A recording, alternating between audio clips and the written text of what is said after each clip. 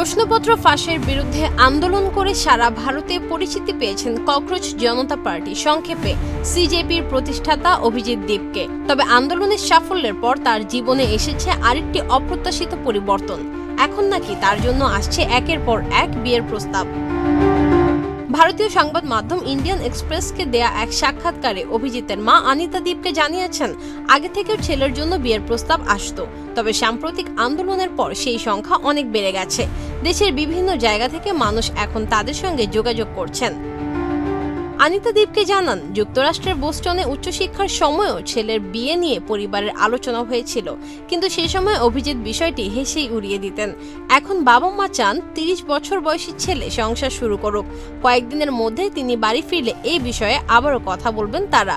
তবে চূড়ান্ত সিদ্ধান্ত নেওয়ার স্বাধীনতা থাকবে অভিজিতের হাতেই।